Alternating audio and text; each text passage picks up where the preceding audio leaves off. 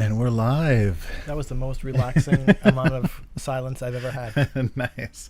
I forgot to put up our stuff so we can see ourselves. Otherwise, we don't know what's happening. Let's do that right now. I forgot. Yeah, this little deal. Oh, there we go. Now that's what we're usually myself. All right, cool. And that awesome shirt. Yeah, that would have helped. Yeah, nice. That would have helped after the 30 seconds. Yeah, so we'll start doing the 30 seconds up front while things are starting to get going. Because it's just 30 seconds for me to decompress after yes, a kid who doesn't ever stop talking. Right?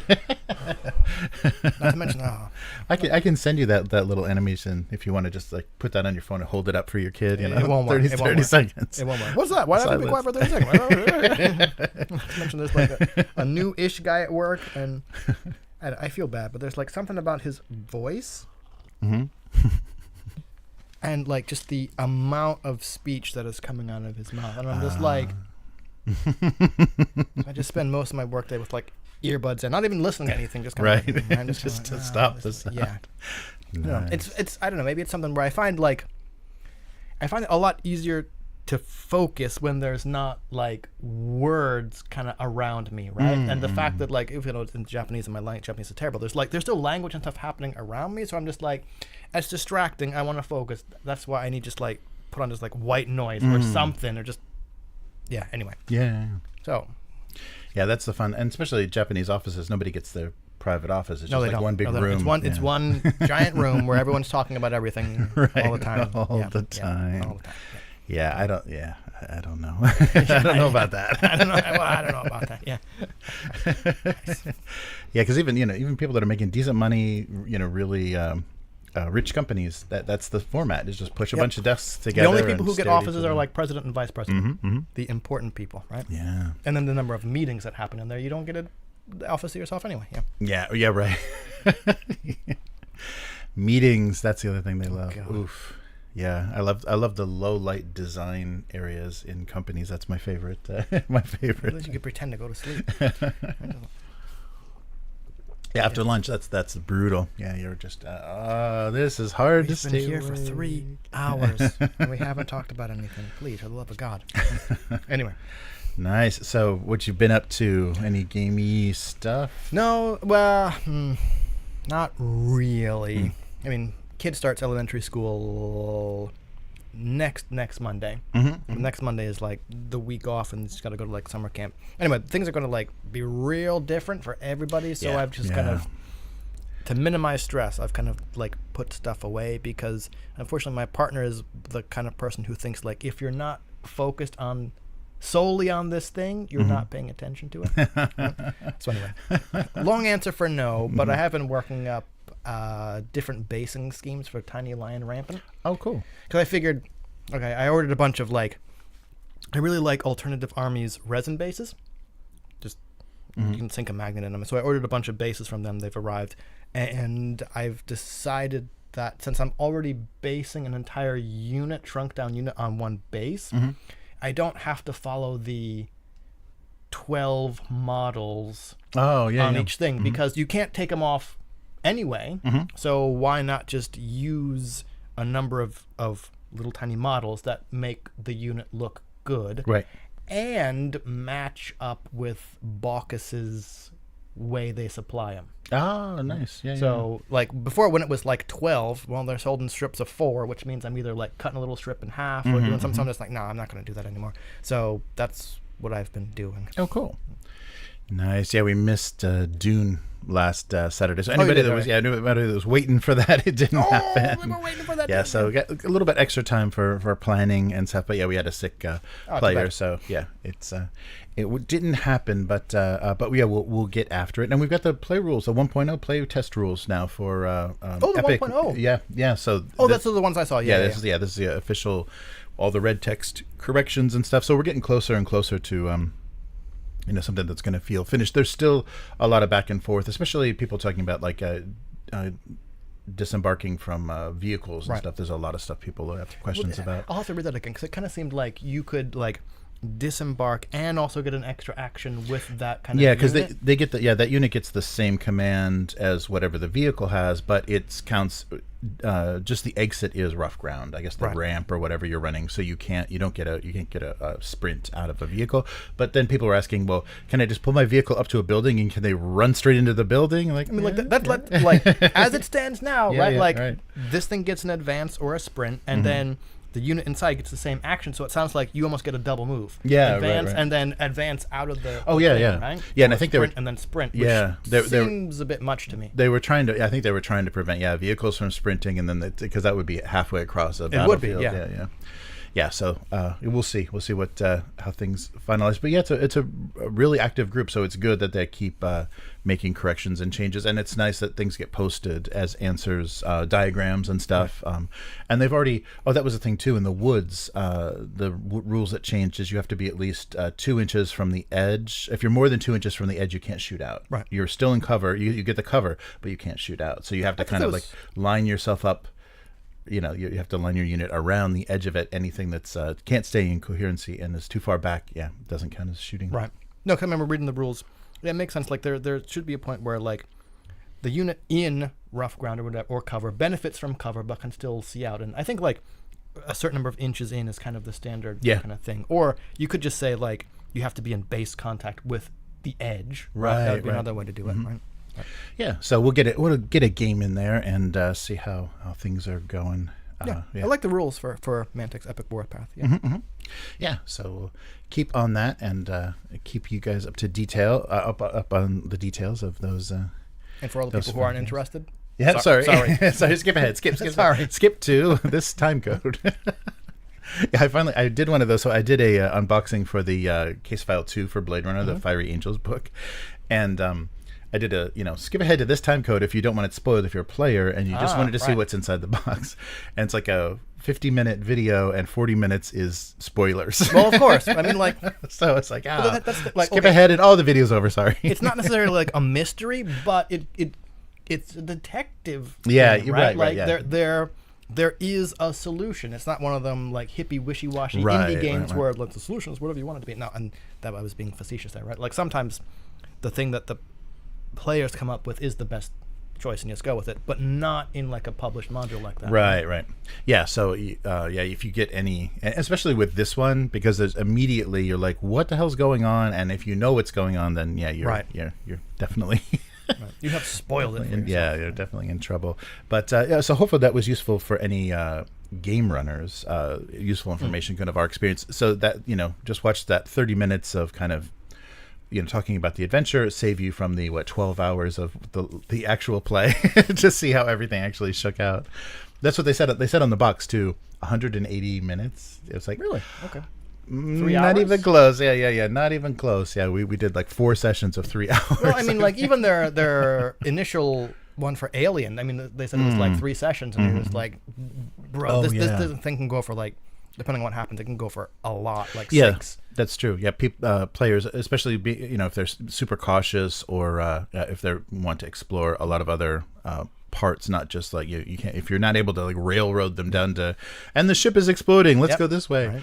Right. But counter to that, like you could also do Chariot of the Gods as a one shot.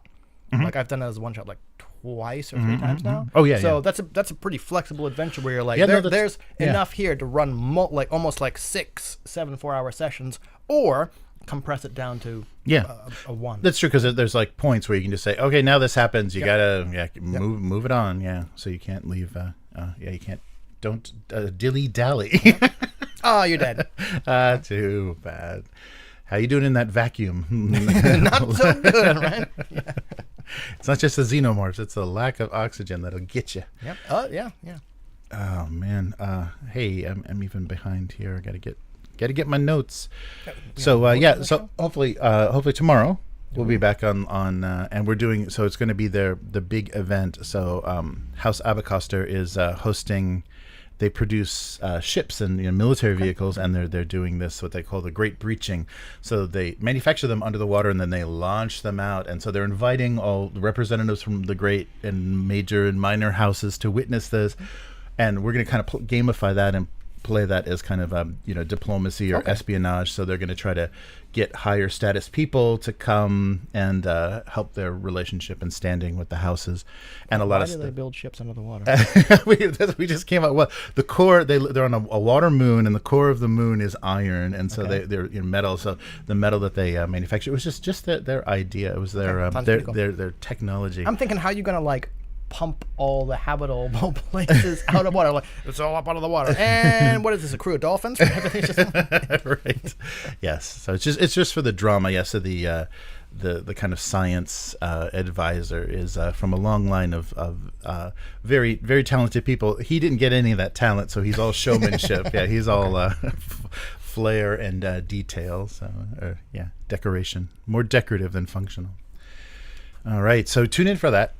Subscribe on the channel if you want to get notified when we go live about that. And more Dune Adventures in the Imperium. This is like the opposite of Dune. It's a water planet. Yeah, I know. Well, that's the thing. Well, we said that right away when we were world building the session 0. It's like, if you were expecting Dune, no, we're going to be on a water planet, a water moon this whole time. We'll probably never see Dune. So, yeah, kind of temper your expectations. All right. Were we good? You want to get this going? Well, let me check the chat real quick. Oh, nice. Hey, Matt, how's it going? Orcus Dorcas, good to see you. And Miguel, wow, yeah. Oh, full house. Hey, everybody. Trader to House Abacuster. Yes. Chris does not believe in their clever manufacturing processes. Maybe. Nice. Oh yeah, there's the BattleTech Kickstarter. I have not seen it yet. Okay. They're kind of they're doing that Games Workshop thing where they're like, don't play our game. Hey, fascists, don't play our games. It's like, okay. I got no problem with that. Do you have to keep saying that like they're little children? It's like, they hit you on the knuckles with your ruler. You can't play. Have you seen the state of like gamer fandom? It's something that continuously has to be said. I guess. I don't know. It's it's just a weird virtue signal. I think it's more for their investors than for they actually care about the community. Possibly, but I think it's also a pretty good way to figure out who you don't want. Because if someone goes, "Hey, what are you gonna?" You're the people we don't want, right? No, right. Bye. Yeah, but I mean, I think war games forever are gonna attract the edgelords, so there's always going to be some pain in the ass kid always, trying to sneak in his little Nazi references and stuff. And that's why you got to be like, oh, what's that? How about you get the F out, right? Yeah, it's the thing. Oh man. Uh-oh. Your character, Chris, is getting sent to Gidi Prime, I guess, for not believing I didn't realize I had a character. Okay. Yeah, suddenly you've Who's been this assigned. Random throwaway character just to get sent to the Gidi Prime? Yeah, I'm okay. Nice. Oh, cool. Yeah, Orcus was talking about the Fall of the Imperium campaign book. Ew. Nice. Yeah. So that's cool. Yeah, that's like the beginning of the jihad. Yeah. So, and it'll be interesting because they approached it in the movie in Dune Part 2 a little differently. So I wonder how because the book is licensed from the movie, basically the rights holders of the movie. So they're following more that world, although it's got a lot of the Brian Herbert timeline in it, so I don't know what they're licensing exactly, but I'm curious what the Fall of the Imperium is actually going to detail, and because then they're going to have to talk about the ripple effects, how the Fremen, sieging basically the universe is going to go. So yeah, I'm curious about that, because that would be we're way before that, but that would be fun to maybe have generation later or whatever get caught in that. Whole point of Dune is the ripple effects of and it'd be cool because they're playing a minor house now, but if they can raise its status through play and then have to deal with Fremen like landing on their world and converting them, it'll be interesting. Yeah, so very cool. All right. Oh yeah, the Talexa guy. Oh yeah. Dune Messiah was a funny surprise, I guess, when it first came out, because I think the novels were originally serialized. People were like, "Oh, this sucks," because after Dune, they were like, "Okay, more Dune," and they're like, "No, not this," because right away it's they do like a time jump a little bit, and then everyone's plotting against Paul. Yep. And it's that first meeting, and people are like, "What is this? No, not this." We wanted more Paul Messiah. To be good. Yeah. Sorry. More Messiah. Sorry, sucks to you, right? All right. Well, let's do this thing. So good to see everybody in the chat. Welcome to the Weekly. I'm Jeremy. I'm Chris. And this week on the Weekly, Best of Magpie Games bundle, Mystic Punks RPG, New Age of Sigmar. Can you believe it? No. Yeah. Hasbro AI, the CEO, like doubles down, and Cairn second edition. So we're ending on something positive. Yeah, Okay, so cool. trying to not end on the most depressing thing ever. So this was really surprising. They're literally calling it the Best of Magpie Games bundle. So if you on, didn't make it in, Humble Bundle. ouch. What's that? If you didn't make it in, ouch. Oh yeah. No, yes, yeah. Right. If your game isn't in there, sorry. Yeah, you're not quite the best. But I forget how extensive their library is, and I forgot they did Avatar. Yep. Yeah, that's crazy. So the thing they're leading with, of course, is the Avatar yep. Legends. Yes. So Magpie Games, who are probably best known now for Avatar, but also for Root, the RPG conversion of the board game, the cute little animals stuff. But they also do things like Our Last Best Hope and Bluebeard's Bride, and there's a ton of really good stuff that I've wanted to try for a while. So now it's like all in one place, and all digital, of course. But they're also offering, and I think you have to be, for North American shipping, physical edition of the Avatar Legends starter set. So they do that sometimes on these bundles. If you go all the way in, they'll ship you for a pretty decent discount. Who knows about what the shipping is like, but for a pretty good price you can get a physical copy, usually of a starter set or something something like that. So this is all to benefit the Child's Play charity, and 30 books and supplements, so including Our Last Best Hope, The Plays the Thing, other things that jumped out, Undying, Masks, and all of the expansions for that. Cartel and Passion de la Passion. Yes. the which I want to play. I actually want to try. Yeah, I'm curious about that. And then the Bluebeard's Bride and 3 of the other books for that. A lot of stuff. Yeah, I was really surprised. And then Avatar Legends, the starter set, you'll get a digital version even if you don't do the physical level. And then an urgent request, some more adventure supplies. So a lot of stuff. I was surprised how much stuff, because usually these bundles, there's like one thing, two things you want, and it's like, okay, and the rest. But yeah, Magpie's got a lot of stuff I've had my eye on for a while. So yeah, that might be a good thing to get. So that's available until April 13th. Oh, and unfortunately I didn't do the price points. I usually have that. So I think it's like $30, like 30 something for everything, including the physical box, and then 25, 10, and 1 is how they usually do it. And I think 1 just gets you the Avatar Legends starter. And so I know what they're pushing. Yeah, right. Yeah, they definitely are. But I'm surprised. So I've heard a little bit about it, but it hasn't gotten as much because the Kickstarter went really well for them. But I haven't heard much about the game since it's been released. I haven't seen like actual plays of it or anything. Maybe I'm just not looking in the right places, but it didn't seem to have the effect. It's something that I'm marginally interested in, because I always looked at Avatar as like, oh, it's fake anime, I don't know what this is, because it had that it was on Nickelodeon, so it had that tone. And live action series now. Yeah, right. That's right. It's on Netflix. Yikes! But at least that they're trying to erase the memory of that movie, the Shyamalan movie. But so check that out. And we've got and this was interesting. There's no affiliate code, so there's a link to this, but it's not an affiliate link. So they maybe they made some sort of deal, or maybe because of the license or whatever, they're not offering this as an affiliate link. So check that out, and you've got until April 13th for a lot. 30 decent games and supplements. I would do it just for like Bluebeard's Bride, mask stuff. Yeah. The Passion de la Passion's Epilion, which I think looks pretty cool. Oh yeah, No, I wanted to try Cartel too. I looked at that a couple of times, the physical book, and was like, oh, the shipping is so bad. Yeah. With us international customers, you're like, I'm interested, not $60 shipping interested. Damn it, right? Well, the price got doubled. Yes. Yeah. So yeah, that's on Humble Bundle, and link in the description. Something else that popped up: Mystic Punks. So a weird magic, grungy counterculture RPG that originally started as a digital-only solo game. Yeah. Okay. So Mystic Punks, Angrier and Dirtier. So it's now getting an official core book, and this is going to be crowdfunding on Kickstarter. So role-playing game of magic punks in a world on the brink of apocalypse.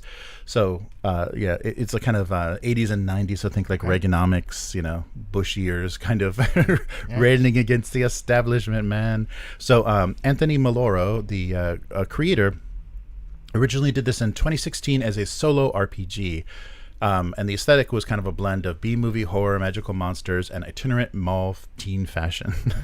So now the co-designer is working with Exalted Funeral, and co-designer Jay Domingo they're working together to do a fully formed tabletop game that is now on Kickstarter. So a blurb from that is: the world under threat from vengeful ghosts, shambling eldritch gods, and the gelatinous force of acid monsters from below the city's sewer, and all that stands between it and a dozen of encroaching threats are a motley crew of disaffected burnouts, goths, punks, and rebels armed with magical abilities and potent relic weapons. So this new book fleshes out and revises rules underpinning the old solo adventure with a campaign builder and more monsters and guidance on weaving a bit of intrigue and mystery into the setting. Interesting. So D6, based on rolling a handful of D6s, you got 5 stats: vigilance, agility, and intellect, social, and cunning. Your signature weapon, and everyone gets some spells.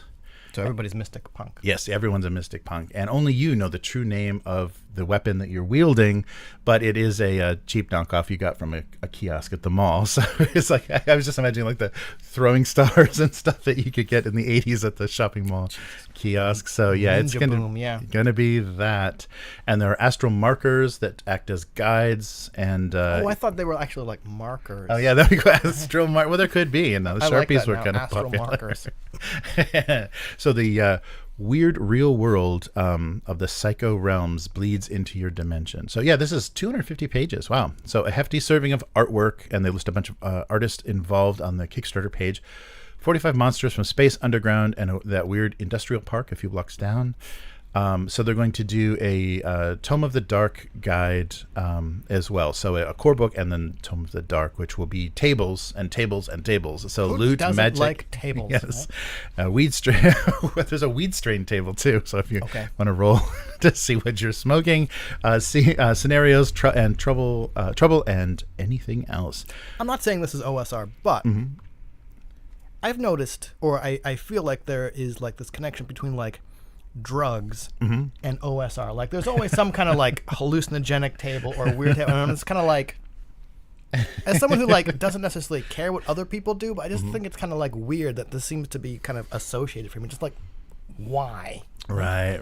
Is it an OSR thing if you don't have a drug table? Yeah, right. Well, I think after the nerds, kind of got the ball rolling, I think all the potheads kind of picked up D&D, because that was I think Tolkien was read by a lot of burnout college kids, so that kind of fits. But I get what you're saying. Cyberpunk too. Yeah, I guess cyberpunk. Yeah, and psychedelic music and stuff picked up on fantasy a lot. So that's what you got. So this is going to run through April 19th and be delivered first quarter of 2025. So check that out if you want to be a Mystic Punk. Yes. With a knockoff relic. Yes. Right. And the thing that made me interested in this is that it started out as a digital-only, smaller thing, something like Bright Hammer that could be expanded out into a 250 page. 200. Oh my God, 250 pages. Like, you'd like to lay that out, wouldn't you? You got some extra time. Actually, I would, provided Affinity doesn't move an AI and subscription service. Oh my God, right. I'm pissed off about that. Who bought them? Canva. Yeah, or I don't know the deals. I don't know if Canva bought them, but they're now with Canva. Like, right. Jesus Christ. Anyway. Yeah, but Canva's like a web app thing, right? Yeah. I don't know what they're doing, but anyway, like Bright Hammer's like an A7 booklet. I've thought like, okay, there's more stuff I can add to this, and the idea of like sitting down and expanding this to even to like a normal digest sized book, I'm like, what the fuck is supposed to go in here? I don't know. Right? Sometimes I think like brevity is like appealing. Right? I don't know. But you we'll just print out the sheets, and then dotted lines you cut, and then the solid lines you fold. I've thought about it. I've thought about just like, how big can I make this type? I'll just blow it up. It's just like, wow, man, this is like fucking baby's first RPG. The words are huge, right? Yes. Anyway. Yeah. So that's got to happen though. That's got to happen. We've got to do something. Yeah, with it, do something. Get that out to a wider audience and have a physical thing. Because nobody, as far as I can tell, prints a 7-size book. Right. Like A5 is like the smallest I've found. No, yeah, I think that's true. I think you have to. That's very hand done. That's very boutique-y. Yeah. Right. So it's been 9 years, and we're on the 4th edition. And I'm talking, of course, about Age of Sigmar. What the fuck? Talk about not getting a rule set right. So wow, it's been 9 years, and we're now going up to like 4th. Okay, 4th. 4th is the current edition? Yeah, or the one that's coming. The one that's coming this summer is the 4th edition. It's been 9 years. It's like, okay, so is anyone ever going to figure this out? The Games Workshop is on this like 3-year or 2.5-year cycle where they don't ever get the rules right. They don't ever fix them, and then they switch to another system before they've even finished the previous one. You're just being sold very expensive volumes of unfinished crap that they just keep rolling out, and then it's like, oh well, no, we'll revise it and fix it in the next version. Like they just give up fixing it, and then they just do another version. It's like, what the hell? Are you unfamiliar with Games Workshop? Yeah, but that's insane. I mean, the fact that the actual rules aren't free because they're such trash is amazing. They just sell your plastic, but they're selling $70 rule. So the $70 books that are incomplete. In fact, the for 10th edition, that book was obsolete, I think, before it even got into people's hands because they fucked up the rules so bad in it that So it's just you're talking 40K 10th edition. Yeah, 40K 10th edition was just like. Not even. I mean, you may as well throw that book away because they did so many FAQs and so many re-explanation of what they meant. This is what we actually meant. Well, I mean, okay, I'm certainly not defending them, but like, okay, people like their models. People buy their models. Their models are nice, right? I think there is them not doing rules would be leaving money on the table. Yeah. Oh, yeah. Right. No, so definitely. like that's people are gonna like just the way people are going to continue to buy their miniatures. People are going to continue to buy their games because they're associated. Right. I have to think that people who have already jumped ship to like other model companies or other rule systems have basically already done so. Yes. Yeah. Oh, yeah. Right. No, I don't think they're gonna. Yeah, they're not gonna chase any. No matter what they do, they're not chasing anybody else away. Because they figured it out. They've obviously figured out this production schedule and how to slot everything in, keeping their investors happy, keeping the supply chain, chugging along, working with what they had to deal with. Because Brexit was a little bit of a hiccup for them because the rules kind of changed about like merging paper and plastic into the same box, and. It's absolutely ridiculous, and it's definitely they've got all of the suckers that they're going to get because they do that ridiculously overpriced book, and then they do a collector's version of it for like like $30 more. Yeah. So it's just like the contents of this are completely useless, and the thing that's so frustrating, and probably why this works is because then they shred the old stuff. Like the old stuff just disappears. You can only get used. You can only get used.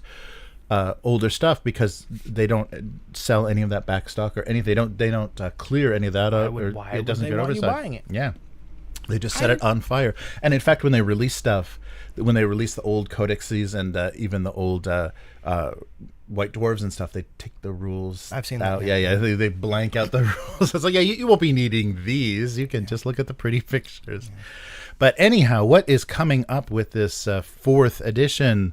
The Vermin Doom. So they're leaning on the old reliable Skaven. Yes. Okay. They're leaning on the old reliable Skaven, which are not included in the old world and will never be. So they're going deeper. Oh, right. Yeah. Because they want you to play Age of Sigmar. Right. Yeah. So everyone's like, oh, well, why can't we play Skaven? Did we mention 4th edition will feature Skaven? So yes, into the realm of fire comes the Vermin Doom. So they did a cinematic trailer with this big weird stone thing bursting out of the ground and all kinds of wacky rat men charging the so Sigmar has opened the ruination chamber, and they're kind of leaning a little heavier into maybe mechanics for this reforging process. So when the fantasy space marines die, they come back. But what price do they pay, or whatever? That's kind of been touched on in the fiction, that you lose your humanity the more you reforge. But so maybe there'll be a mechanic for that, or something, something a little bit more more fun. Of course, they're going to revamp the rules. Oh, thank God. Combat range has been changed to 3 inches. Oh, thank God. Okay. Streamlined and less friction because, you don't want any friction in your games. Yeah, so, and they're going to do the same thing they're doing with 40K. They did combat patrols, which is basically killing Kill Team off because you can play mini. If you can play mini 40K, why would you play Kill Team? And they're doing spearheads is what they're calling it. So they're giving, it's like the little starter box, and it's a balanced box with its own rules that you can play, just pick up and play. So $150, $200, you're in. Yeah. Sorry, when you said, why am I surprised? Yes, why yes, am I yes, surprised? yes. You said this little box. Yeah, little one. $150 is not little box price, Nope, right? It is for all. GW. Carry on. Sorry. Yeah. So that proto Kill Team thing that they did, they almost had it because they were just putting stickers on a box that says this works with whatever that was called. Right. And it was like $20, $30 boxes. And it's like, I can play with these like 5 models, or I can play with these, 8 models. And those days are long gone. Yeah. So it's a smaller format. They say you can play in an hour, and they're trying to balance giving you balancing all the factions by kind of nerfing a lot of the abilities. Like they're stripping stuff out just for those specific rules. Of course, those rules are all in the larger format, but who cares? And I guess they're trying to get their stuff.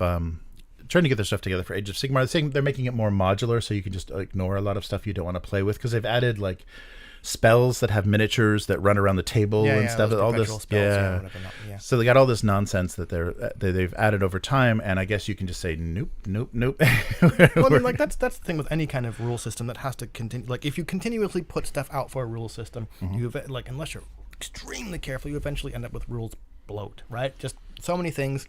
And sure, I think that's a normal development cycle to go, okay, you know what, we got to either strip this back, combine stuff, put out FAQs, update stuff so that it's easier to use. It's just quality of life stuff. Yeah. You don't have to do it every 18 months, right? Right.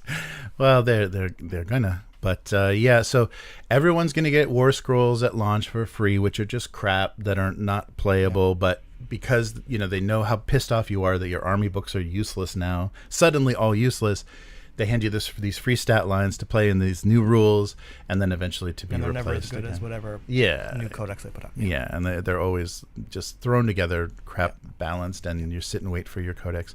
So keep it up, guys. I mean, they figured it out. I mean, they got this thing going. The numbers are only growing, though. Like the new players, I mean, they're probably losing a lot of old players who are just frustrated with this grind. Well, but people get old and they die. Yeah, right. but they're sucking in new players. I mean, I think it's the competitive scene is probably bigger than ever for 40K. So hot damn. And so Age of Sigmar, they're trying to get that up there as well. So good luck with that. I'm sure the investors will be happy. That's all that matters, right? Yeah, I was really surprised. I thought actually Age of Sigmar was coming out last year, and that would have only been 2 years. I'm like, how could every other year there's going to be Age of Sigmar? But no, it was summer of 2024, because they released mid-pandemic. They released the 3rd edition. Right. Like who noticed that? Who played that? All the people stuck on it. Yeah, that's right, all the people. But they had to play it on Tabletop Simulator. All right. So the Great Breaching, the known universe is coming to visit the major and minor houses. I got to figure all this out. So basically, we're doing seating charts, and we're doing guests are invited. Shopping trips? Yes, shopping trips. And so for Dune, Adventures in the Imperium, we're having a big event for the house that the players are playing. And what do I need for all this planning? I need energy. I need focus. And how do I do that? Well, there's a little shot that I've discovered. It's a mental performance shot. So reclaim your brain with Magic Mind. So Magic Mind is a matcha-based energy shot. So sustained caffeine release, because the problem with coffee, which is how this channel has been powered for most of its history, is the spike.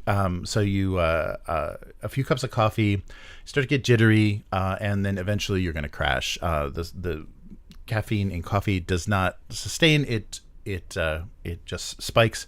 And you can try this. There's ways like coconut oil and putting butter and things in coffee that have been tried. I tried it. It's not that good. Yes, it doesn't. So it doesn't help. But the inventor of Magic Mind has figured this out. So using the caffeine in matcha, which is already a slow release caffeine in Japanese green tea, basically, And then supplementing it with other herbs and mushroom powders, you are able to get a sustained focus that lasts, that gives you alertness, energy, and mental focus, and it has a sustained effect with no crash. So basically, the thing that it's done for me is giving me back my mornings. So my schedule has been shifting, been working late into the night. Up in the morning, I'm useless, but Magic Mind has given me the ability to have more normal schedule from home and get my morning back instead of using those wee hours of the night to get things done. So my most productive time has turned around. Yes. So the other thing that it does is I get my sleep back. So that's the thing. Working too late means you sleep less. Being able to work in the morning means that I can get normal sleep. And unfortunately, about a cup of coffee is all I can deal with anymore. But this works well in concert with whatever you do in the morning. If you do tea or coffee in the morning, you can also include this. And just that small amount of caffeine will be supplemented or benefited by this shot. So you'll get the benefits of it and still have your normal morning kind of wake up if you need it. But it's, I haven't been able to go past 1 cup anymore because it's very very brutal on your stomach, on your nerves, all that good stuff. So all natural ingredients sourced from the best suppliers. So there's no sugar, it's nut free, vegan, keto, and paleo friendly. So like I said, matcha is the main ingredient, and if you chill it's a really good tasting, easy to drink shot. So nothing you have to choke down. It's actually quite pleasant tasting. So if you would like to try Magic Mind and get back your sharpness and a sustained energy, you can go to the URL down below here. So magicmind.com/upturntable. So that's our link, and that'll let you know. Let them know that you heard it from us. So Magic Mind, magicmind.com/upturned, UPTURNED, and use the code upturned20, UPTURNED20, to get a 20% discount off of any purchase. And if you use that code for a subscription, you'll get a 56% off of your first subscription for Magic Mind. And basically that will give you a dose every day, a 30 pack that will renew every month. So you can use it as a daily starter. And they suggest, if you're going to try it, they have a nice sample pack of 5 to do at least 3 days before you're going to be feeling the full effects of it. So, and they have a 100% money back guarantee, no questions asked, and they refund within 3 to 4 hours if you're not satisfied. So that's pretty fast. Yeah, nothing to lose. So yeah, please visit the URL below and use our code upturn20 to get your discount. And yes, thank you, Magic Mind. Yep. And now back to our regularly scheduled program. Oh, not that one. Okay. We had 30 seconds before we... That's right, I can't go back. 30 seconds of silence. No, okay. Now we're back. Okay, now I have to do we have to do this differently now. Okay, well, the humanity's war against the machines continues. Butlerian Jihad 2024. Come on, let's do it. I think we should, because CEO Chris Cox is all in. So Hasbro's AI plans have been spilled. So I don't know if this was a speech or if this was an interview, if this was a presentation or an interview, but this former Microsoft fella is all in on large language models and artificial intelligence, generative. I guess he called it what it actually is, large language model. Yeah. But they want to use it ethically in light of several missteps, in their previous work. So Wizards of the Coast, of course, has failed to disclose they've used AI involved in several pieces of art, mostly promotional stuff for Magic the Gathering and all that stuff. And then they had the false positive on the dwarf from the New Player's Handbook. It said AI. So they've had all kinds of fun. So a quote from this fine fellow, the CEO of Hasbro. We're trying to do a new AI product experiment once every 2 to 3 months. That's tending to be more game focused for us, a little more gamified. We're trying to keep try to keep it towards older audiences to make sure all the content is appropriate. You'll see more of how we're thinking about how we can integrate AI, how we can integrate digital products with physical gaming over time. I think the most major entertainment and IP holders are at least thinking about it. What the gibberish was that? I know. Older, so they're just going to trick older gamers with chatbots. Robocalls. Yeah, right. And but talking about respecting the creators and the art and the ownership of things, Cox said we certainly weren't at our best during some points on the open game license, but I think we learned pretty fast. We got back to first principles pretty quickly. The key there is the responsible use of it. We have an even higher bar we need to hit because we serve audiences of all ages. We go from preschoolers to adulthood. What preschoolers are playing D&D? Sorry. Whatever. I don't think we can be very cavalier in how we think about AI. That said, it's exciting. There's a lot of potential for delighting audiences. We need to make sure that we do it in a way that respects the creators we work with, respects their works of art, respects their ownership of those works, and also creates a fun and safe environment for the kids that might use it. Sorry, I was mistaken. This is the Hasbro CEO. So yes Hasbro. Yeah, right. They're going to have all the Mr. Potato Heads or whatever else they got. Probably have the game Cooties, right? Yes, right. I'm sure they do. They definitely got the cooties. But so they're going to leverage. So we're celebrating 50 years of D&D. So they're going to leverage all of that content and just shove it into some AI to spit it out at you. So look forward to your AI DMs and all that good stuff. So that's the thing they really have to, from this point moving forward, that's going to have to be included in any contract or any work with creators. Is like, any of your writing, any of your artwork, any visual work is going to be fed into our machines. So be prepared to do that. And I guess we'll have to see, if any problems come up with what they've done in the past, because they don't have those agreements, but maybe they can kind of say, well, it is work for hire. And I think once Wizards, that was the only nice thing that I read about the kind of Wizards takeover of TSR, is they found that archive, they found that room that was just the archive of all the old physical paintings and things, and they gave it back to the artist. Because that's usually how they handle it. I know that Magic does that. If it was created physically, if it wasn't digital work, if it's a painting that was scanned and you sent it to them and they scanned it, they have it now and they send you back the original, because artists can supplement their income by selling their originals. So I always think kind of unfortunate. Yeah, a little bit, right? You always see people selling original stuff, and I'm just like. But that's, it's because they get paid. They get paid once for it, so they have to. Yeah, there's not going to be huge royalties, but. They already have 15,000 pieces of card art for Magic the Gathering that they can, feed into an AI. Can't wait to see, never mind. Yeah, and the other detail that came out in this that I thought was funny is Peppa Pig has around 20 years, so that's hundreds of thousands of hours of Peppa Pig that you can feed into AI. So that'll make the internet that much weirder. But so all the things that they license, all their IPs that they can leverage, so Transformers, G.I. Joe, all that great stuff, they're going to just shove it in there. So can't wait to see what they're doing. So and a little bit more specifically about D&D, Cox said, I use AI in building out my D&D campaigns. I play D&D 3 or 4 times a month with my friends. I'm horrible at art.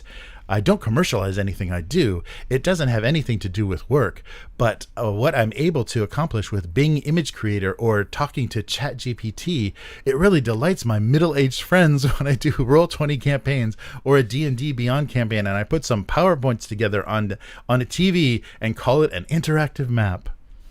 What is... I don't know. Okay. Sounds very much like he's trying to be hip and I use it. But hello, fellow kids. Yeah, hello. Yeah, that one. Yeah. All right. But it's just okay. Don't they have a VTT or something? You would think that he might have access to that. Maybe not. Maybe they. It seems okay. I forget. Don't know. No, not I forget. I don't know details because I don't really care. But it seems kind of real crap. Mm-hmm. That he would just say, I play D&D too, and I use all this free other stuff, instead of saying, I use the resources that we, the company, also sell, right? Right, yeah. He remembered at the end, he's like, and on D&D Beyond, the thing that we actually sure own. You did, yeah. But I also use PowerPoint on my TV. Oh, shit. Yeah. No, you don't need all that other stuff. Just use like a Bing image creator, right? Right. Yeah. Yeah. That's really going to make it make it less. I don't know. Less motivation to buy any of their assets. You mean Bing image creator is all I needed this whole time? Yeah. Yes. So there are definitely areas to be watchful of. I was quoted as saying definitely elements to. Oh, yeah. This is the worst. There are definitely elements to the chess game that we have to think of before we move. It's really cool technology that has a lot of playfulness associated with it. If we can figure out how to harness it in the right way, it'll end up being a boon for users and profitable as hell for our stockholders. Yes. Ha ha ha. Yeah. So. Whatever. That's really depressing. That they. I mean, of course, former Microsoft exec and the Wizards of the Coast is former Microsoft exec. So talking to shareholders. Yep. Yeah. And they're going to be all in on this. So yeah, look forward to the sanctioned AI Dungeon Masters sometime soon. I said Butler and Jihad 2024, and I still stand by it. But you know what else we should do? Just like no more shareholders. Yeah, right. Like that seems to be like the enshittification of everything, right? It's like as soon as you stop just trying to like better your company. And say, oh, well, the people who own our company got to make money. That's when things start going downhill. Right. Yeah, I heard somebody talking about late stage capitalism and how Marx said this, like what almost a century ago, like that's what's going to happen is the companies will get so powerful that they'll start to turn on each other, and then they're going to turn on the state, and it's just this cannibalism until there's one big fat survivor. And so it doesn't matter the quality, it doesn't even matter what they do anymore. It's just the power that they're brokering. So either the financial power, the political power, and they're just gonna, they're just using they're already bullying the government. I mean, Disney has already bullied the federal government into saying, yeah, copyright shouldn't be 50 years; it should be 75. So, not that and nothing to do with the fact that we have stuff that would be right. Yeah. So yeah, really depressing. So we're just gonna see that. I mean, and so you wonder why things suck so bad. No, it's I know. It's because there's no competition. There's no risk. There's not 50 companies competing. There's 2 companies, and they're not really competing with each other anymore. It's like there is no competitor for Star Wars, so Disney doesn't have to do anything. It has to do anything with. There's no real competitor to what they did with Marvel, so they can just do whatever now. It doesn't matter what the product is anymore. They just have to put something in the hole and ship it out. But that's really, really depressing. But let's end on a positive note. Something happy and fun to actually see. So a super light RPG. So Cairn is getting a second edition. Ooh, nice. And they're going to do a second edition of the stripped down old school tabletop RPG, and that started yesterday, so the 27th. So originally designed by Yochai Gao, now 2.0 is going to pick up with a full team of editors, artists, and layout designers to give you core rules. The nice thing is the core rules will always be available for free. So that's what I think crowdfunding is good for. It's like, I would love to have this as an object. Okay, right. So chip into this campaign, and then everybody can have this at a reasonable price. And we can make this possible. Otherwise, it will be digital only and free forever. But if you want to support us and kind of celebrate this game that you like, so they revised beyond their intentionally broad beginnings in 2020. So this is going to include 3 books: a player's guide, a warden's guide, and then an adventure book, The Trouble in Twin Lakes. So I'm sorry. So the game is inspired by other OSR kind of retro clones like Knave and Into the Odd, kind of their 2 major inspirations, which prioritizes player knowledge and problem solving over combat prowess. So a good instinct for tactical retreats is a good way to play the game. And so characters can be rolled up quickly. There's expanded crawl construction rules, of course, random tables to create compelling sessions without hours of prep, and then guidance on building personalized quests tied to character development. So yeah, they've got a nice big team putting everything together. This campaign, it's on Kickstarter as well, running until April 26th. It's going to get you a physical box set complete with a GM screen and a pad of tear-off character sheets. I like those, yeah. Yes. So so it has origins, of course, as a digital-first RPG, but this, and especially a box set, if kind of old school retro RPG in a box set is great, and that's a good way to kind of celebrate its existence. So it's a platinum bestseller on drive-thru. Oh, nice. And it's a D20 based as well. So the first edition was only a 24-page book. 24-page, my God, Yeah. that's massive. But that offered 20 backgrounds and 36 possible ways to build each background, and that gave you 700 different possible characters to play. Wow. But now the player's guide, so everything is going to be produced as a 5.5 by 8.5 perfect bound soft cover. So they're going to do 92-page player's book, a warden's guide, 120 20 pages, and then the adventure is going to be a 24-page book. And they'll also include, depending on as stretch goals, depending on the success, 3 more adventures are in the works as stretch goals, and those will be produced in that same way. And the warden screen is that it will, of course, fit in the box, so it's that same size. It'll be 5 panels of 5.5 by 8.5. And so if you enjoyed, if you ever played this, and I've heard recommendations for this. I mean, always. So we did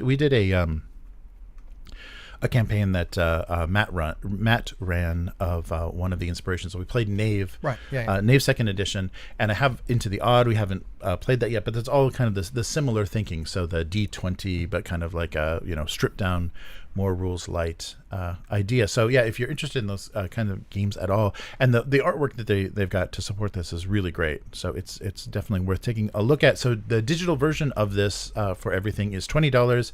Just the books is $30, and then if you want the box, $55. That's so reasonable, yeah, definitely reasonable. They're not milking the way some of these box sets do. Although some of the box sets go with the gold foil and the faux leather, and so that's what makes the prices ridiculous.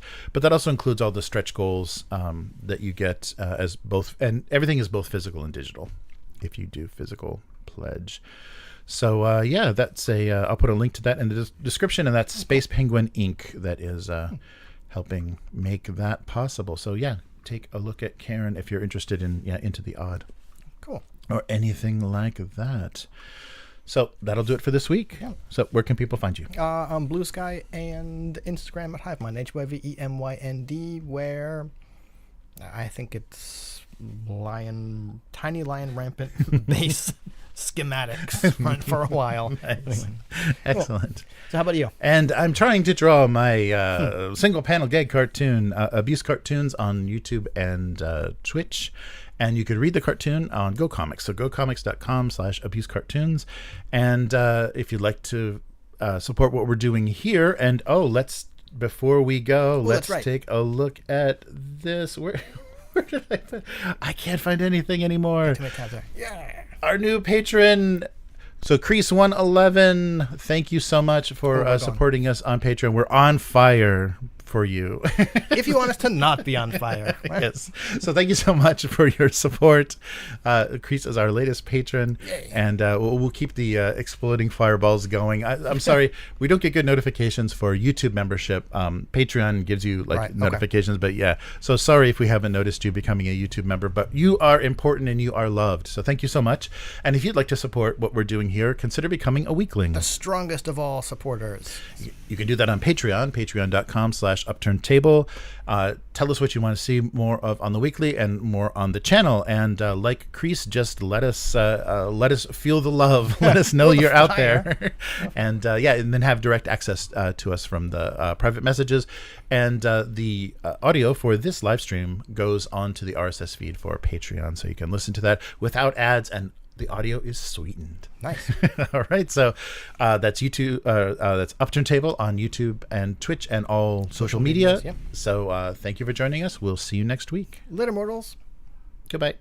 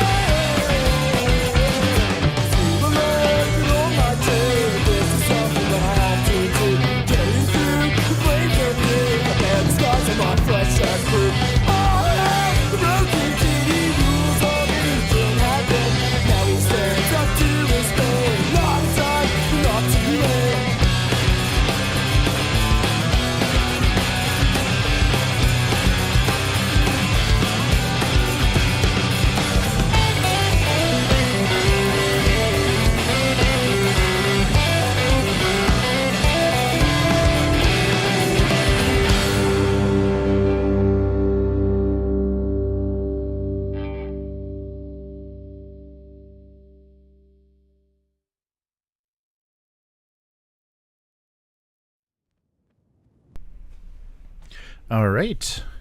So yeah, no 30 seconds anymore.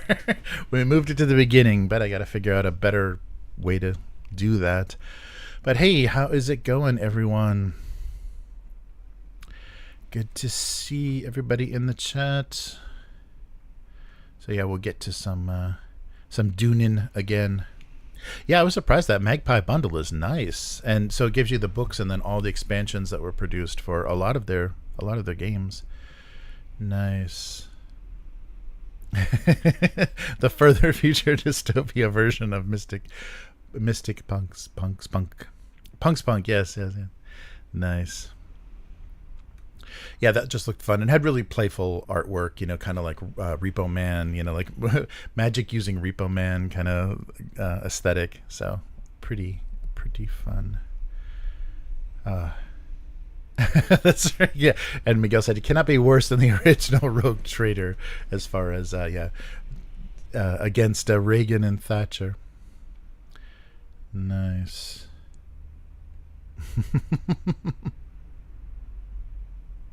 Oh, Miguel saying about Age of Sigmar. It's not about getting the edition right, but rather making everybody buy the miniatures over and over again.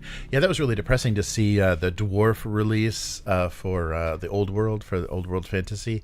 It's just stuff that they had like festering on their store forever that nobody was buying, and then they blew up the Old World and they're like, oh, you guys want to buy this again? It's been like 10 years until they were offered. So people that have been hoarding them on eBay and stuff are probably disappointed they're not going to get those same prices.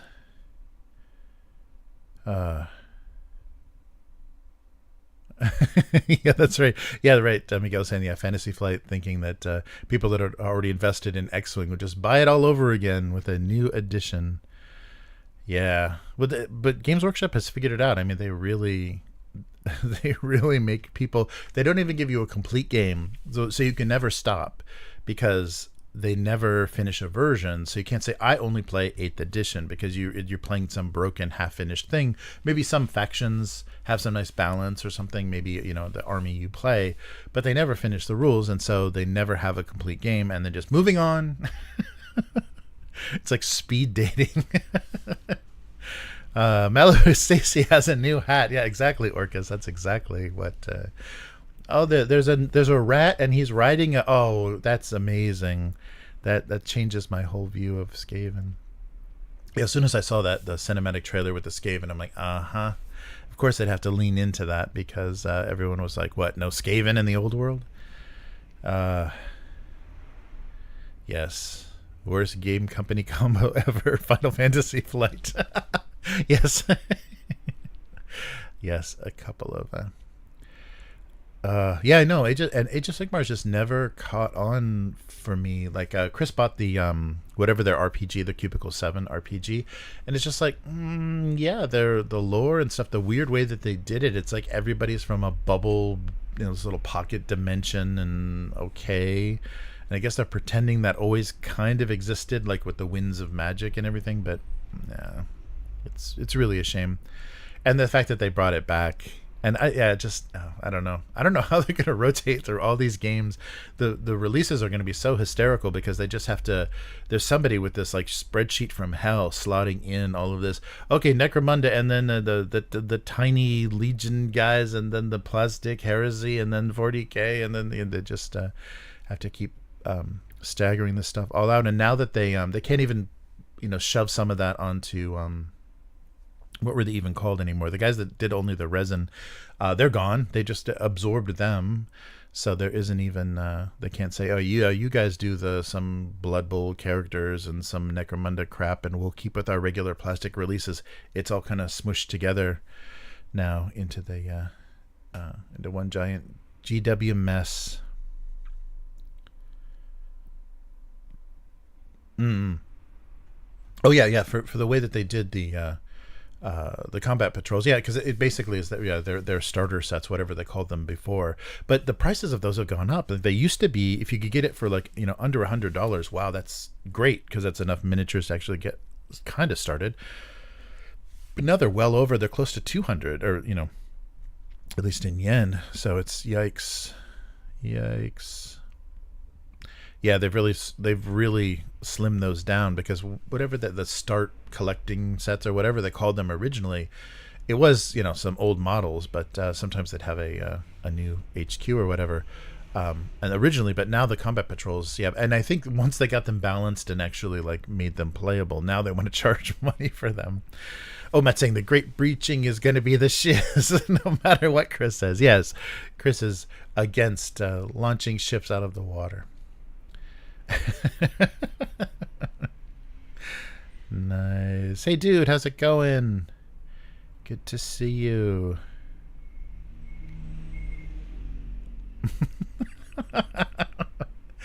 Some Chris Cox heat. Yeah, he's that's amazing. All of the all that talk. Yeah, I couldn't, from that source, it wasn't clear if that was an interview. It sounded like it sounded like investment talk. It sounded like a phone call with investors, the way he was talking nonsense.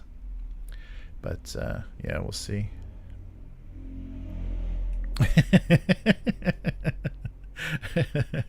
That's a D&D thing, right? I'm hip with the lingo. Yeah, he plays 3 to 4 times a week. Yeah, right. I can call bullshit on that. Yeah, maybe he has to listen to people tell him stories about D&D 3 to 4 times a week, but I don't think Chris Cox is playing D&D. But he does show us put up a spreadsheet to those boomers, and they get a kick out of it. Or not spreadsheet, a PowerPoint. I put a PowerPoint on my TV, and they all get a chuckle out of that. Yep.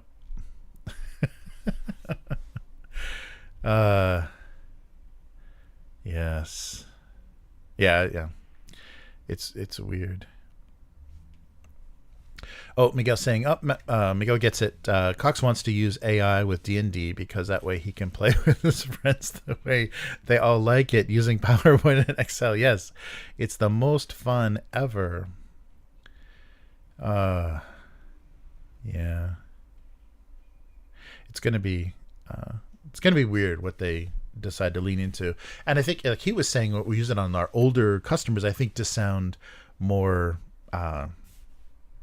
not less evil, more good and well intended, because they're going to just use AI on kids, just like the people on YouTube and stuff that were doing those auto generated videos of that creepy, weird Peppa Pig, weird video mashup stuff. That's the thing that they want to do, is they want to just spew endless content at kids using AI. So there we go. Oh, Matt always wanted to try Cairn. Yes, now is your chance. With a box set, 2nd edition. Yeah. Fun and very light. Yeah, that's very cool. Nice. Yeah, no Skaven. No thanks.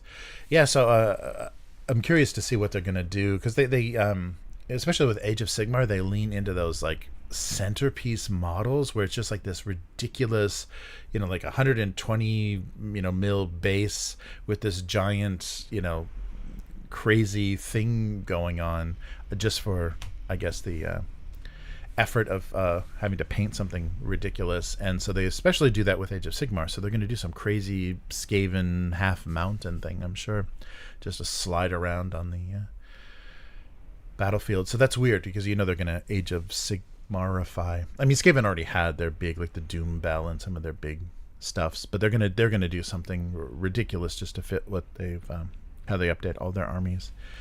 And it's only going to be more expensive now. They can gonna cascade the price increases all the way down down the line. Yeah, what a mess.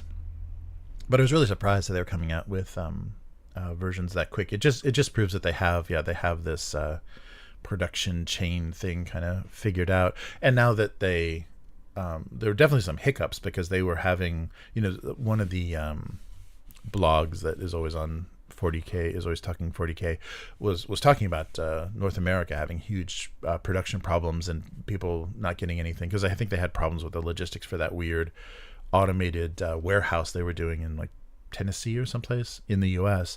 I think they finally got that figured out, so now they're just going to roll stuff out. But I think Japan,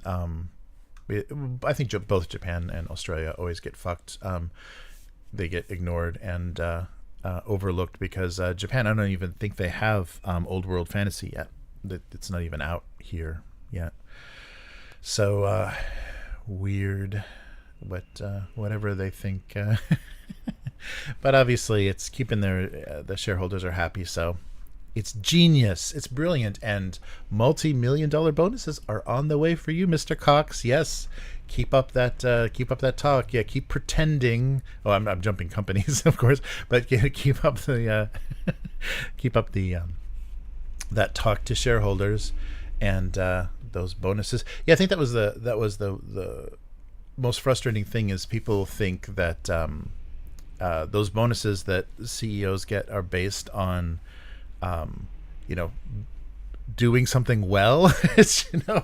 It's just a tip. It's like they're the dealer at the poker table that they get thrown a couple $1 million when everybody at the table gets super rich. I guess that's a terrible analogy, but that's just a tip for taking care of everybody's money. And that was the sorry, I'm jumping all around. That was the thing that was really depressing is George Lucas coming out in support of Bob Iger, whatever his name is, the CEO at Disney, because he was just protecting his. So he got paid $4 billion for Star Wars, but how much of that was stock? And if he shit talks Disney too much, and the stock price goes down, then he only got $2.5 billion for Star Wars, or he got $1.5 billion for Star Wars. He's got to take care of that Disney stock. So even George Lucas is having to talk for the shareholders to keep his stock value going. It's depressing as hell. Oh, dude likes your name, Orcus. Nice. Yes. Oh, yeah, and we've got finally the complete edit of Gray Noise. So, oh yeah, Matt, did you see the comment about we should do a premiere for that? So find a time, just like we did with the recording time, find a time we can all be online and hang out in the chat, and then do a premiere for the video, because it's pretty long, so it's probably worth premiering it instead of just throwing it out there. That might be fun to do. Nice. Only D&D fans beyond. Oh man, I gotta check that out. Yeah. Only D&D. Yeah, it's one of those. What do we got? What do we do? We do OnlyFans, right? What does Hasbro do? Hasbro buys OnlyFans. That's exactly what we need for all your D&D content in the new digital world.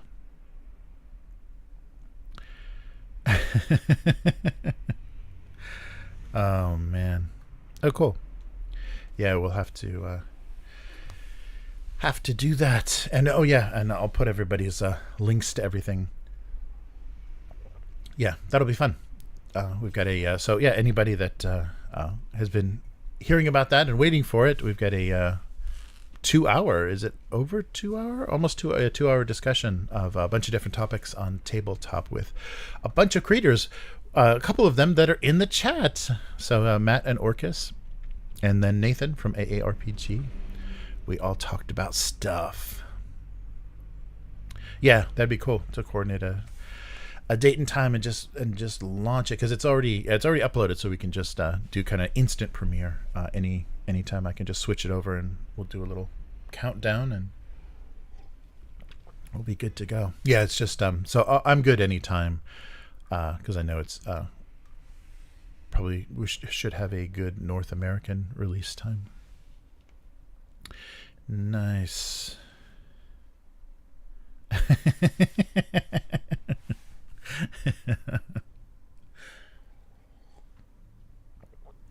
So yeah. So what else is going on? Yeah, so we were going to try to do another playtest for Epic Warpath, but yeah, it doesn't work out this weekend with Chris. But we'll get on that. We've got 3 weeks, I think, to do at least one game during this first playtest, and yeah, and it's a little bit bigger armies, and they just are focusing on kind of army versus army, if anybody has like a sick advantage, which definitely the Enforcer's shooting my plague off the table. was bad, but I didn't play them. I didn't play them very well. I just kind of threw together a very dysfunctional list, and then didn't have any protection against all those guns. But there were some lucky rolls. Nick, who I was playing against, rolled 6 d8s, and 4 of them were 8s. So it doesn't get any worse than that. And that was the 2 wounds that killed my one of my most expensive units right at the beginning. That's brutal. All right, Orcus, take it easy. Thanks for hanging out in the chat. Good to see you as always. And we'll figure out a date for that premiere and get some more. Get some gray noise off the ground. See if we can get that to be a thing. It'd be fun. If we find something other than Zencastr, I think I'm going to dump Zencastr for good. Those were very unusable files. But find another way to just record, either through Discord or Zoom or whatever. Or actually, no. I was looking. We should check the quality. We'll do a test sometime. Restream actually has a studio thing that you can send people links and log in. So let's try that for quality, and we can still record the audio separately as the police approach, and we can record the audio the same way, but see if we can get some better results, because they archive, Restream archives the recordings in the same way. So that might be a good way to do it. But talk to you soon, Orcus. And Matt, I will see you very soon. So this same time tomorrow, there'll be some Dune. Hopefully all things going our way. We'll have some our next big session of Dune. And those are up there. People are even watching the raw live streams. Of course they're doing, that's the thing that I like about the edited version. So I have to go back, especially for Blade Runner. So I'm talking about Blade Runner. People are watching the Blade Runner unedited stuff for Fiery Angels. I definitely got to go back and edit, because all we're getting is comments about rules corrections. So if we take all of our rules talk out of there, they can just enjoy the narrative, and then they don't have to correct us on the rules. But there's a few things I want to double check on the on the rules. But I think focusing on the story is a much more fun actual play than actually saying, oh wait, I don't think that's right. Armor should be better than that. All right. But so very funny. But I guess the if you search Fiery Angel, those actual plays get are pretty high up in the results. I guess because YouTube and Google are the same thing, so they people are finding that. So we'll have to do some editing on those and make those fun to watch as that first case file. Because there's definitely some good moments in there. And I wonder how many because it was a lot of sessions. It ended up being 12 hours, so 4 sessions for us, including the introductory, the opening scene, the interrogation. It's all about the grenades. So somebody was bitching about Esper, looking at Esper footage on the Kaya, which I think is, you can do that, and I'll have to double check. And then armor. You're always rolling two dice for armor, and I think one time we're just roll your armor dice, and it's always 2 of whatever the rank is for armor.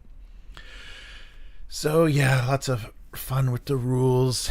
It's funny, and we always screw over Will. So Will's character Amor, anytime he gets a critical, he gets a super critical, always gets 1 additional roll and can choose the best. So when he crits, he actually gets to roll 3 and choose the best one if he gets 3 hits.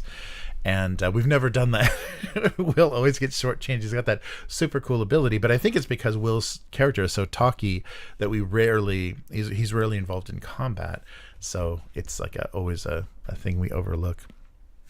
So Will never gets to choose the head exploding option, because we always forget to give him that extra die, or that extra crit. So fun. But that Fiery Angels was good, and if you're not going to play it, you should definitely definitely watch it because it was fun how it turned out. It was a really, really tricky thing to get the timing down. I know, and the unboxing I talked a little bit about that, how we tried to roll that out, and how I think they expect you to try to hold things back and get the reveals kind of coming out in a certain order, but it's like herding cats. You can't get the players to do anything in the right order. But definitely fun. That was definitely.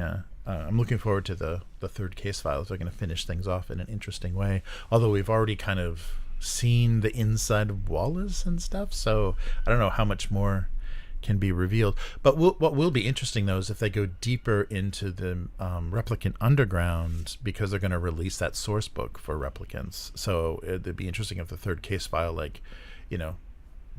gets you even further into there, so you could actually, if you wanted to continue it, or if you wanted to do something before then, you'd have that source to make it a little more interesting.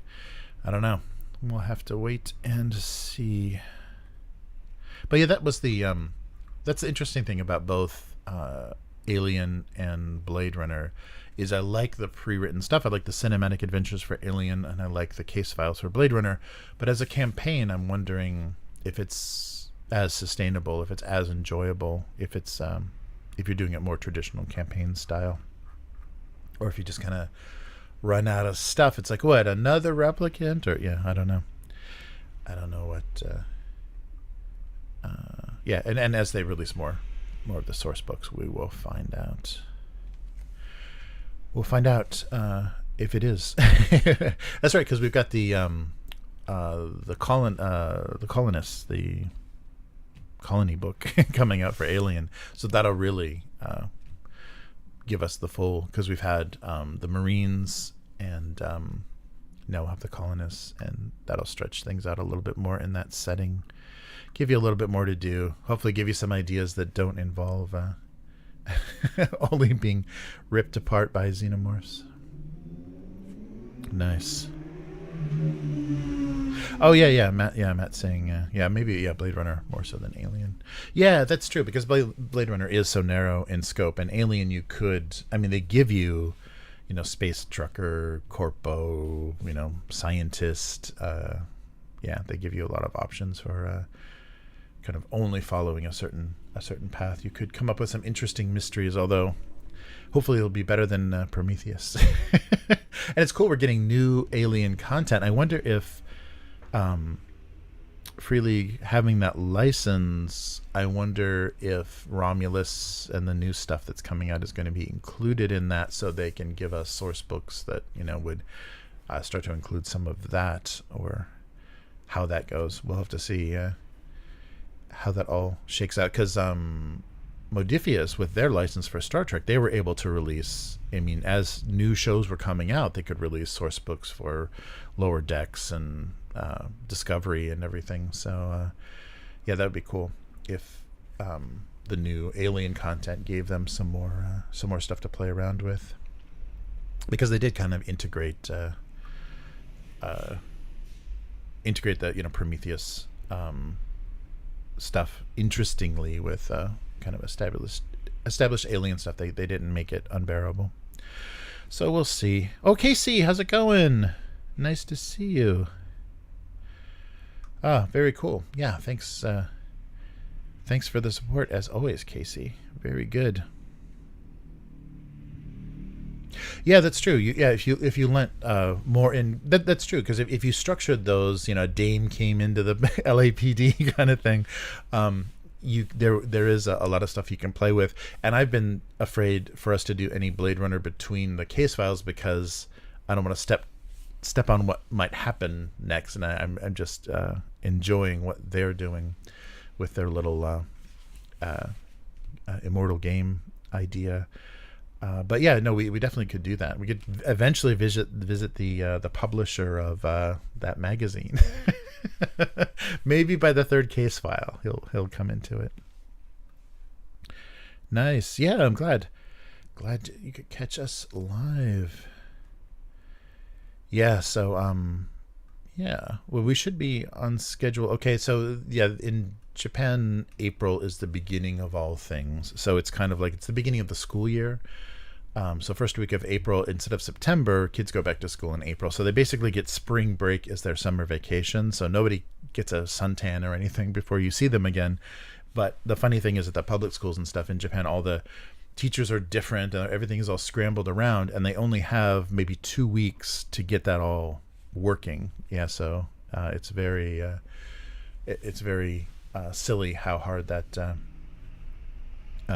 is, because it's such a short break. But they love the metaphor of, or they love just having graduation photos and first day of work photos with cherry blossoms in the background. I think that's the whole deal. So you've got a week to take pictures in front of cherry trees, and so that makes scheduling kind of weird. So Chris was telling me everything is changing schedule wise. So work and school, like family stuff, everything. So we'll see. Nice. Oh, Matt's listening to a Lovecraft bio, and the author pointed out that Prometheus is just at the Mountains of Madness. Oh, interesting. Oh, yeah, that's an yeah. I didn't think about it that way. Now I have to. I'm not remembering the Lovecraft story well. I think I only read it once, but that's interesting. That would be a funny thing to compare and see if that if he just used that as the story structure completely. Yeah, that's weird. Oh man, is Ridley Scott just ripping off Lovecraft or whatever his screenwriter that he was working with, that he was drinking copious amounts of wine with to get that written? That's interesting. Yeah, that's true. Yeah, I agree, Casey. That's still not going to help me with Prometheus. That was such an annoying, weird movie. Yeah, and I love how they tried to correct it with the alien whatever, the next one. But still didn't get things figured out, and that he wasn't able to finish his or go into his robots. It's all about robots or whatever. The next thing that he wanted to do, lean heavier into the android thing. Yeah, I don't know. Yeah, jeez, I can't believe that happened. I can't believe that. But hopefully we'll get a little bit of a course correction and something that feels better. Although the director, the guy that's doing Romulus, Alien Romulus, I didn't like any of the remakes and stuff he's done. I mean, I guess the Get Out or whatever it was. It's not Get Out, but the blind vet in the house, he did that one, right? And then he did the Evil Dead remake. Those were just okay. I mean, they had some real clunky, like, stupid character development stuff that wasn't very good, and he looks like he's got kind of an annoying cast for Romulus, so it could have a lot of that same sort of thing that I didn't like about Prometheus or the next Alien movie after that, Covenant, that I didn't like about Covenant. It's just the annoying douchey characters, and it's like, this isn't Scream or whatever. You don't have to be annoyed by these people so you're happy they die or whatever. I don't know if that's the trope they're going for, but I hate annoying characters that you can't barely stand their presence just so we can get to some aliens chewing on them. I hope that's not the thing in Romulus. I hope we actually care a little bit. There was something I was just watching that I was surprised how good they were at just giving you one little detail. Oh yeah. The favorite. That's right. I was surprised how good that script was at having an annoying character and giving you one scene that humanizes them so incredibly that you're just like, oh my god, and then then they're annoying again. But you have to have that little bit of humanizing, or else they're just this flat, kind of annoying trope thing. I don't know. Yeah, we'll see. I mean, I don't. Yeah, visually, I think he can do interesting things. I just hope that the script isn't garbage and it's not just a bunch of annoying zoomers and then they all get killed, whatever it's gonna be. But that's the thing that I really didn't like about Prometheus and Covenant, is the characters were so deeply unlikable. It's like, why am I doing this at all? It was very weird.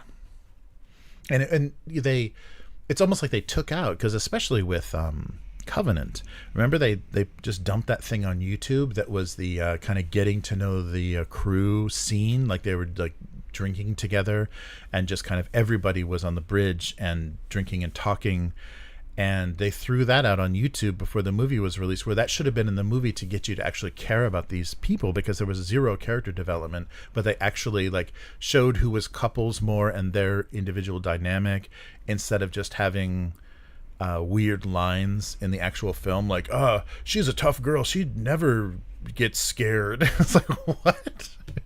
Okay. She looks pretty fucking scared to me in every single scene, but okay. Yeah. So we'll see. Everybody was a D-bag.